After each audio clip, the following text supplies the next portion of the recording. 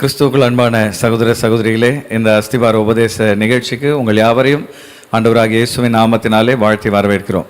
இந்த நாளிலே இயேசு கிறிஸ்துவின் தன்மைகள் என்ன, இயேசு கிறிஸ்து எப்படிப்பட்டவர் என்கிற தலைப்பிலே கர்த்தருடைய வார்த்தையை நாம் தியானிக்க இருக்கிறோம்.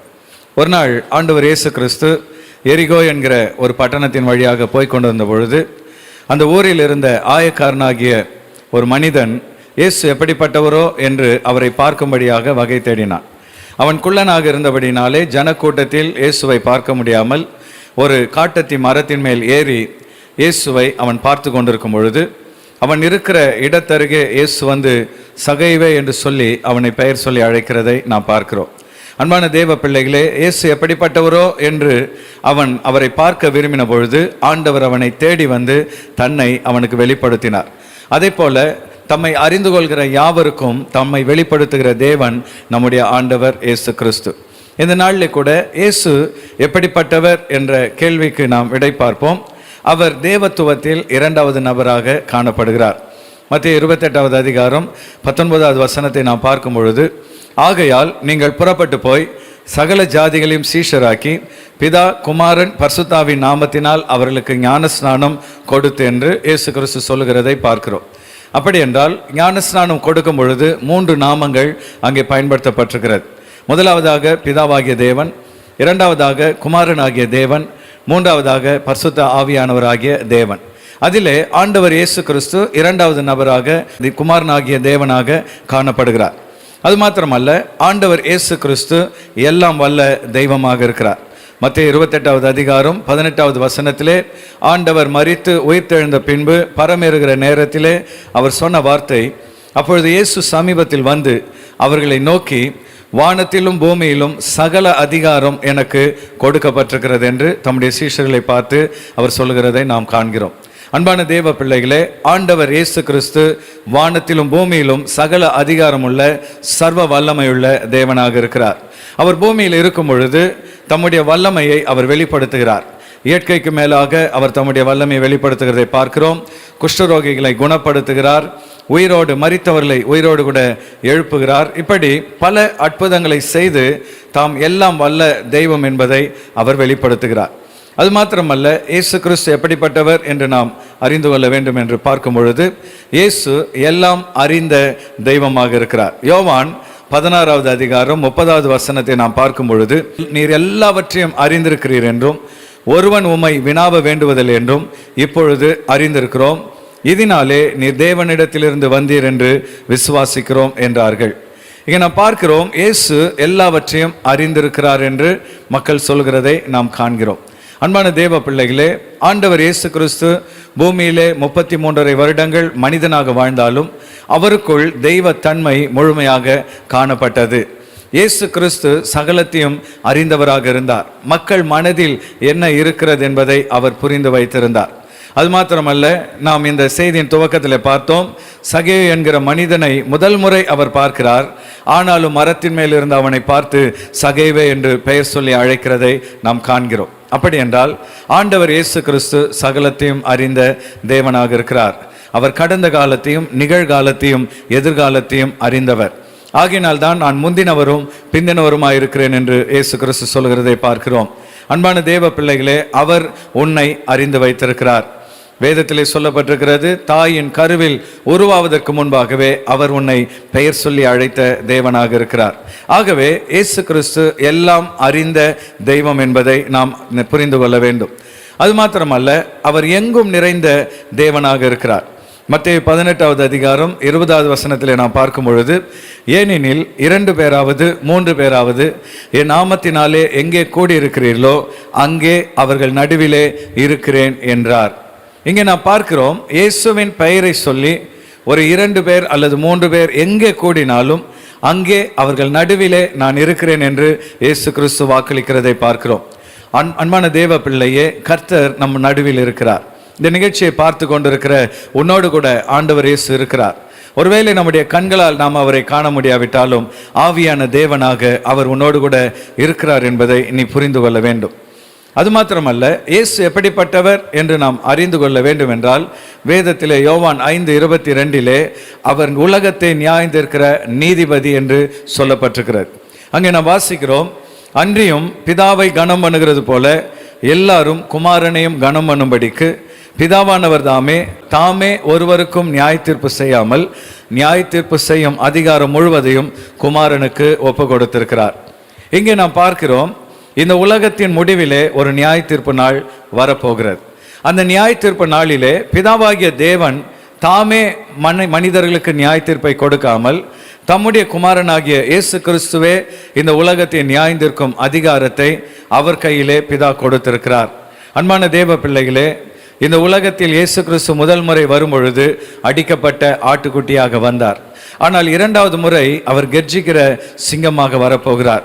அது மாத்திரமல்ல, இந்த உலகத்தின் முடிவிலே சகலத்தையும் நியாயம் தீர்க்க போகிற நியாயாதிபதியாக இயேசு கிறிஸ்து வருவார் என்பதை நாம் அறிந்து கொள்ள வேண்டும்.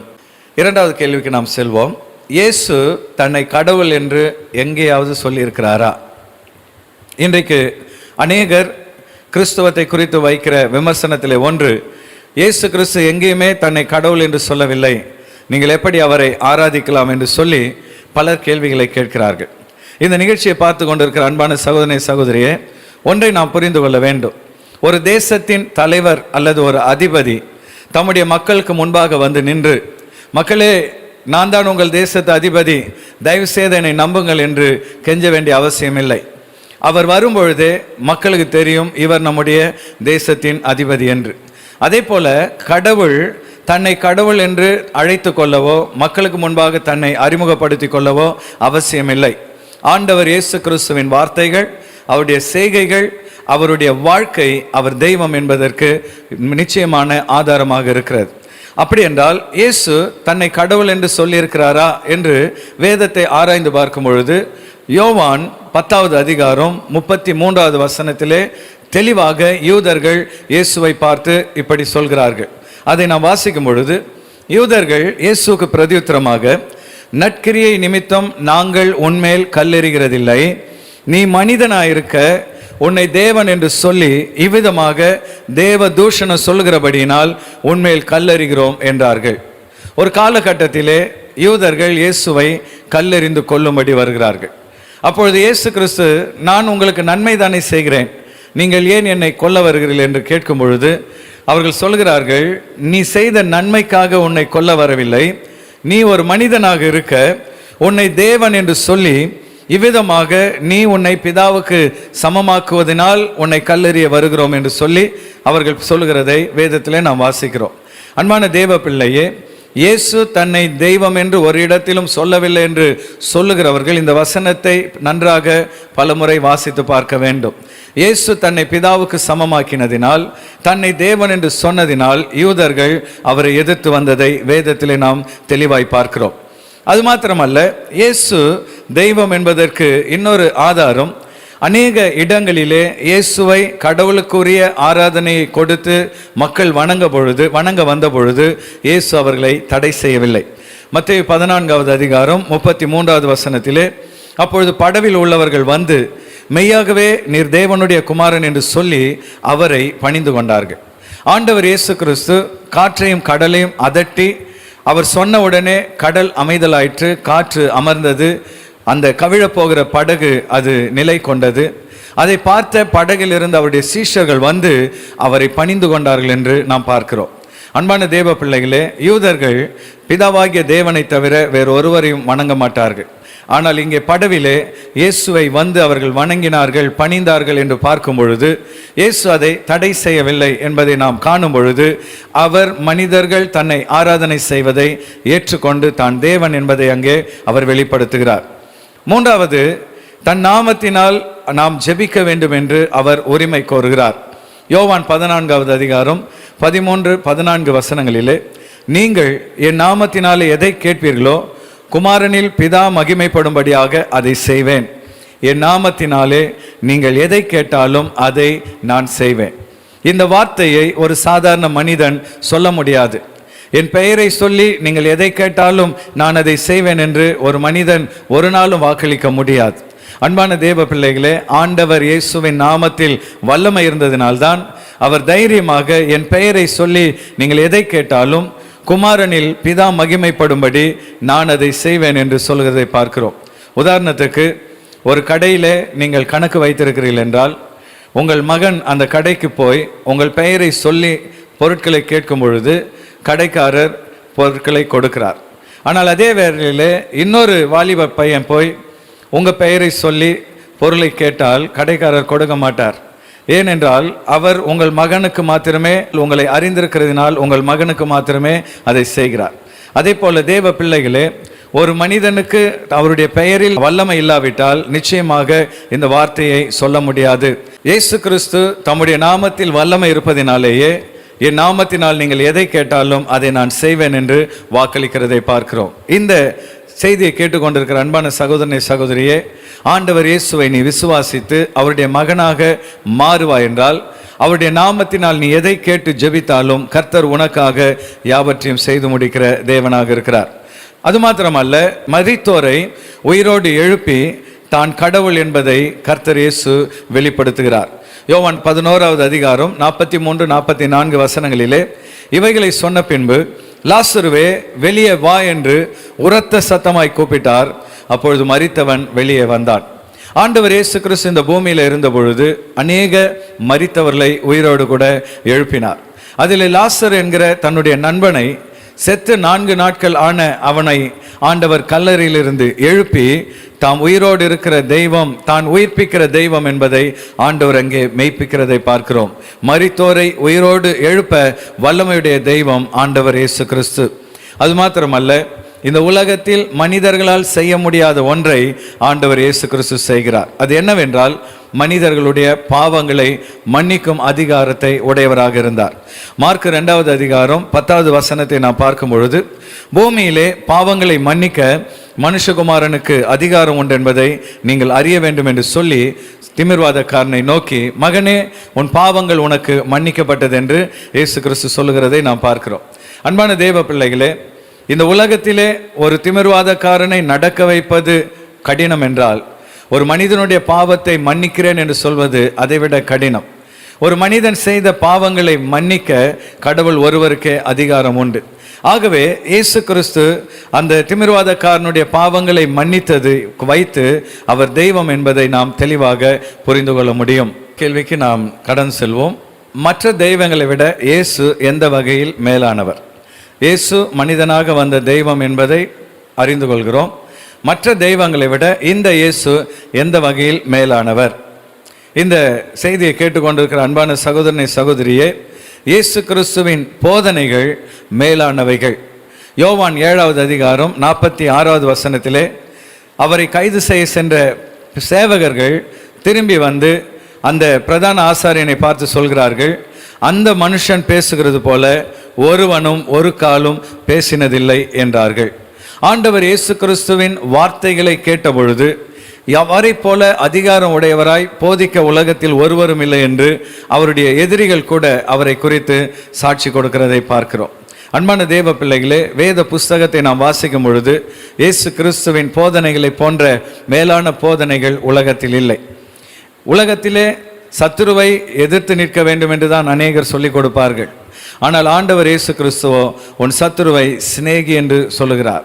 உனக்கு தீமை செய்கிறவர்களுக்கு நன்மை செய், உன்னை சபிக்கிறவர்களை ஆசீர்வாதம் பண்ணு, உன்னை வெறுக்கிறவர்களை நேசி என்றுதான் ஆண்டவர் இயேசு கிறிஸ்து போதிக்கிறதை பார்க்கிறோம். இயேசு கிறிஸ்துவின் போதனைகளைப் போல மேலான போதனைகள் உலகத்தில் இல்லை. அது மாத்திரமல்ல, இயேசு கிறிஸ்து மேலான தெய்வம் என்று நாம் ஏன் சொல்லுகிறோம் என்றால், ஒரு பாவிக்காக தன் உயிரை கொடுத்த இயேசுவின் அன்பை போல மேலான அன்பு உலகத்தில் இல்லை. யோவான் 15வது அதிகாரம் 13வது வசனத்தில் இயேசு கிறிஸ்து சொல்கிறார், ஒருவன் தன் சிநேகிதருக்காக தன் ஜீவனை கொடுக்கிற அன்பிலும் மேலான அன்பு, அதிகமான அன்பு ஒருவனிடத்திலும் இல்லை. அன்பான தேவ பிள்ளைகளே, மேலான அன்பு என்பது ஒரு நண்பனுக்காக இன்னொரு நண்பன் தன் உயிரை கொடுப்பது தான் மேலான அன்பாம். ஆனால் இயேசு கிறிஸ்துவோ நாம் பாவிகளாக இருக்கையில், நம்முடைய இருதயத்திலே நாம் அவருக்கு எதிரிகளாக சத்துருக்களாக இருக்கையில், அவர் நம்மை நேசித்து இந்த பூமியில் மனிதனாக வந்து சிலுவையில் நமக்காக உயிரை கொடுத்த அவருடைய அன்பு சிநேகிதனுடைய அன்பை விட மேலானது. தன் எதிரிக்காக தன் உயிரை கொடுத்த ஒருவர் உண்டு என்றால் அது இயேசு கிறிஸ்து மாத்திரமே. அன்பான தேவ பிள்ளைகளே, உலகத்திலே மனிதனுக்காக மனிதனாக வந்து மனிதனுடைய பாவங்களுக்காக தன்னுடைய இரத்தத்தை சிந்தி தன்னுடைய இன்னுயிரை இந்த உலகத்திலே மனித பாவத்துக்காக கொடுத்த ஒரே தெய்வம் ஆண்டவர் இயேசு கிறிஸ்து. ஆகவே அவர் மேலான தெய்வம் என்பதை நாம் புரிந்து கொள்ள வேண்டும். மூன்றாவது, அவர் ஏன் எல்லாவற்றிலும் மேலான தெய்வம் என்று நாம் சொல்கிறோம்? ஒரு குற்றமும் செய்யாத பரிசுத்தமான தெய்வமாக அவர் இருப்பதினால் இயேசு மேலான தெய்வம். எபிரேயர் 4வது அதிகாரம் 15வது வசனத்திலே சொல்லப்பட்டிருக்கிறது, நம்முடைய பலவீனங்களை குறித்து பரிதபிக்க கூடாத பிரதான ஆசாரியர் நமக்கு இராமல் எல்லா விதத்திலும் நம்மை போல் சோதிக்கப்பட்டும் பாவம் இல்லாதவராக இருக்கிற பிரதான ஆசாரியரே நமக்கு இருக்கிறார். இன்றைக்கு ஒரு சிலர் தவறு செய்யாமல் இருப்பதற்கு காரணம் அவர்களுக்கு தவறு செய்ய வாய்ப்புகள் கிடைப்பதில்லை. ஆனால் இங்கே வேதம் சொல்கிறது, நம்மை போல எல்லா விதத்திலும் சோதிக்கப்பட்டும் அவர் பாவம் இல்லாத பிரதான ஆசாரியனாக இருக்கிறார். நாம் கடந்து செல்கிற சோதனைகள், நாம் கடந்து செல்கிற பாவ நெருக்கங்கள் எல்லாவற்றின் மத்தியிலும் இயேசு கடந்து சென்றார். ஆனால் அவைகள் மத்தியிலே அவர் தன்னை பரிசுத்தமான தேவனாக தன்னை காத்து கொண்டார். இந்த உலகத்திலே என்னிடத்தில் பாவம் உண்டென்று உங்களில் யார் என்னை குற்றப்படுத்த முடியும் என்று சவால் விட்ட ஒரே தெய்வம் இயேசு கிறிஸ்து மாத்திரமே. அவருடைய பரிசுத்தத்தை போல மேலான பரிசுத்தம் இந்த உலகத்தில் இல்லாததினாலே இயேசு கிறிஸ்து மேலானவர்.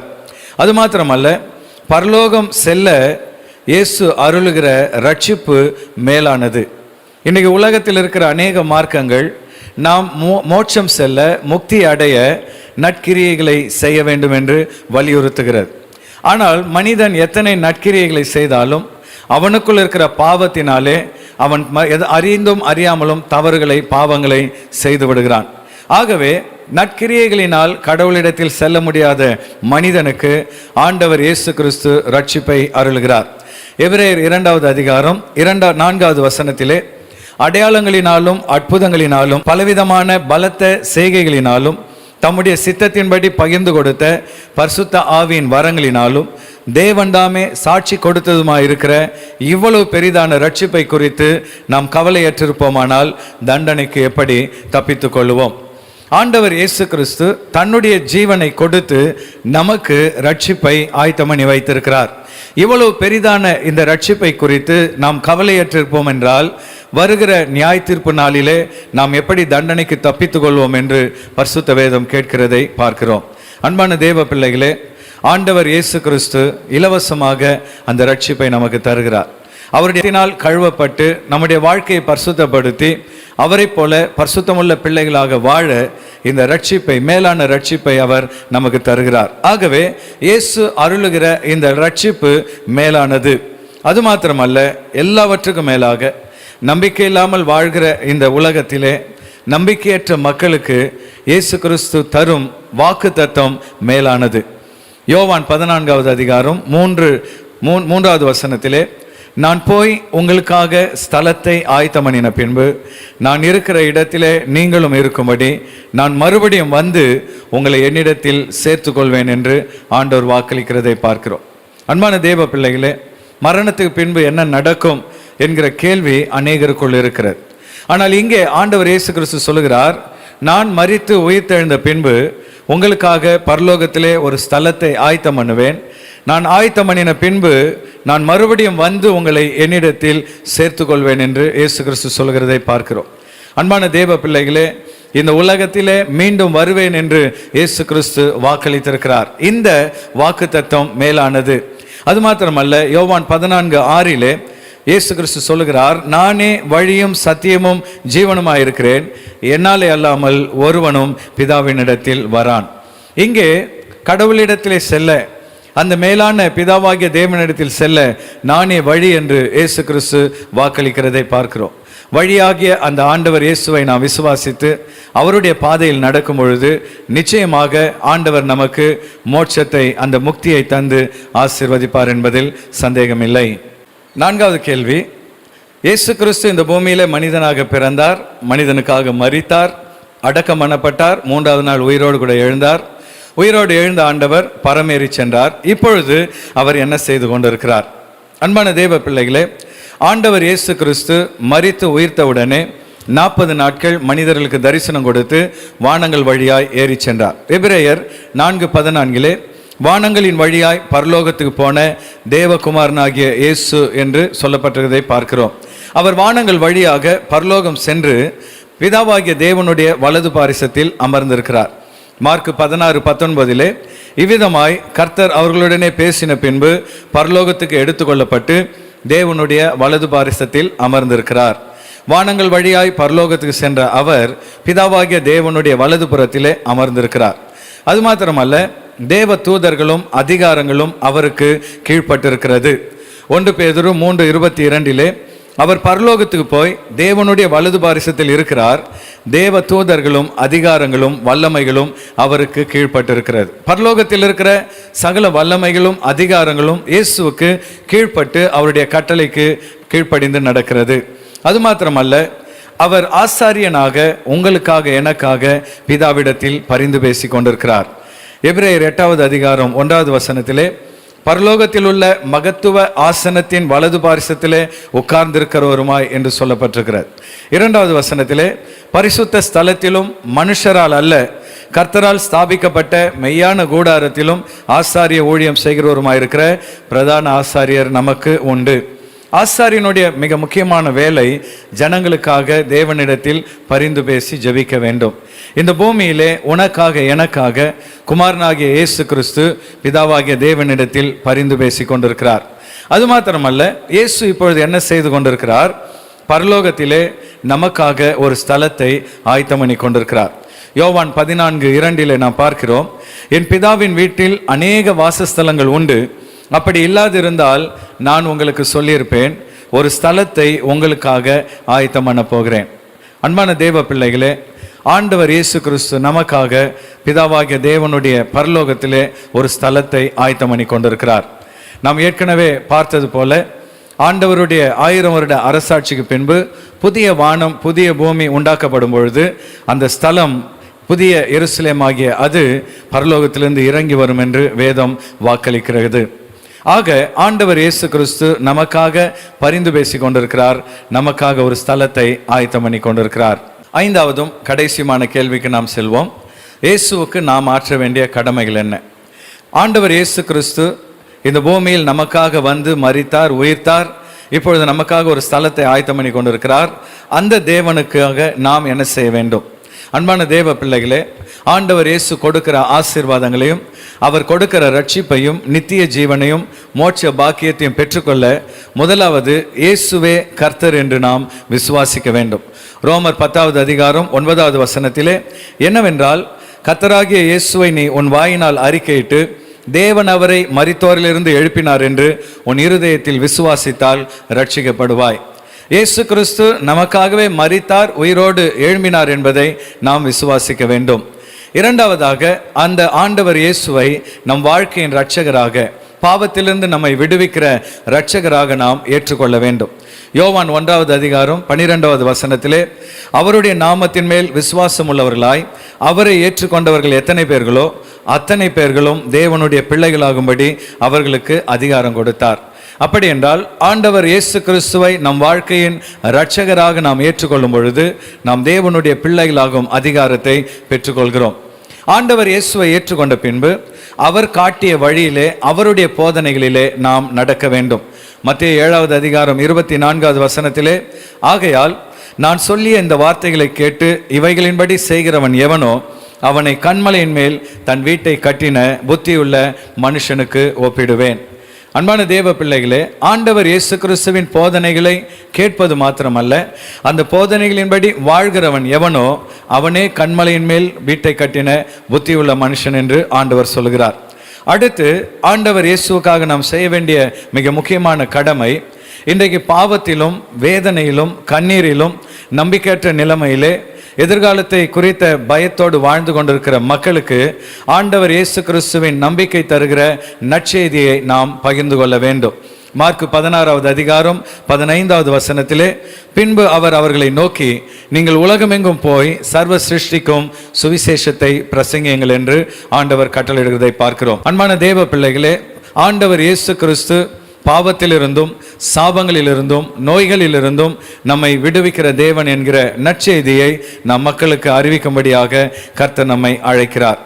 எல்லாவற்றுக்கும் மேலாக கர்த்தரை ஏற்றுக்கொண்ட பிள்ளைகள் ஆண்டவர் இயேசுவின் நாமத்தின் நிமித்தம் வருகிற பாடுகள், நிந்தைகள், அவமானங்கள், கஷ்டங்களை சகித்து அவருக்காக சாட்சியாய் வாழும்படி கர்த்தர் நம்மை அழைக்கிறார்.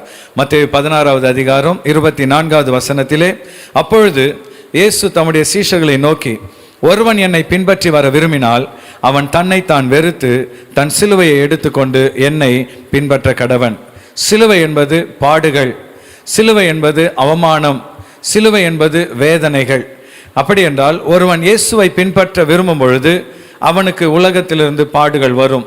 உறவுகள் அவனை வெறுப்பார்கள், நண்பர்கள் அவனை அவமானப்படுத்துவார்கள், பலவிதமான நெருக்கங்கள், பாடுகள் வரும். ஆனால் அதையெல்லாம் சகித்து கொண்டு அந்த சிலுவையை சுமந்து கொண்டு இயேசுவின் பின்பாக நடக்கும் பொழுது, இயேசுவுக்காக பாடுகள் படுகிற நாம் ஒரு நாள் அவரோடு கூட ஆளுகையும் செய்வோம் என்று ஆண்டவர் நமக்கு வாக்களிக்கிறார். இந்த வேளையிலே ஆண்டவருக்கு நம்முடைய வாழ்க்கையை அர்ப்பணித்து நாம் கர்த்தரை நோக்கி ஜெபம் பண்ணுவோம். கிருபையுள்ள நல்ல தகப்பனே, இந்த நாளிலே கூட அப்பா, இந்த நிகழ்ச்சியிலே பங்கெடுத்த உம்முடைய பிள்ளைகள் ஒவ்வொருவரையும் ஆசீர்வதிப்பீராக. உம்மை உள்ளத்தின் ஆழத்திலிருந்து ஆராதித்தவர்களை ஆசீர்வதியும். இந்த வார்த்தைகளை கேட்டு ஆண்டவரே தங்கள் இருதயத்தில் உம்மை விசுவாசித்து உமக்காக தங்களை அர்ப்பணித்தவர்களை ஆசீர்வதியும். எல்லாவற்றுக்கும் மேலாக தேவ சமூகத்திலே மற்றவர்களுக்காக பரிந்து ஜெபித்த ஒவ்வொருவருக்கும் அதற்கேற்ற பலனை இமையிலும் மறுமையிலும் நிறைவாய் தருவீராக. உம்முடைய ஊழியனாக ஆண்டவரே ஆசீர்வதிக்கிறேன். கர்த்தருடைய ஆசீர்வாதம், சமாதானம், கிருபை, பலன் ஒவ்வொருவரையும் தாங்கி நடத்துவதாக. இயேசுவின் நாமத்தினால் ஜெபிக்கிறோம் எங்கள் நல்ல பிதாவே, ஆமென். நம்முடைய கர்த்தராகிய இயேசு கிறிஸ்துவின் கிருபையும் பிதாவாகிய தேவனுடைய அன்பும் பரிசுத்த ஆவியானவருடைய ஐக்கியமும் இன்றும் என்றும் சதா காலமும் நம் அனைவரோடு தங்கியிருப்பதாக. ஆமென். நாம் யாவரும் சேர்ந்து சொல்வோம், என் ஆத்துமாவே கர்த்தரை ஸ்தோத்தரி, என் முழு உள்ளமே அவருடைய பரிசுத்த நாமத்தை ஸ்தோத்தரி. என் ஆத்துமாவே கர்த்தரை ஸ்தோத்தரி, அவர் செய்த சகல உபகாரங்களை மறவாதே. ஆமென்.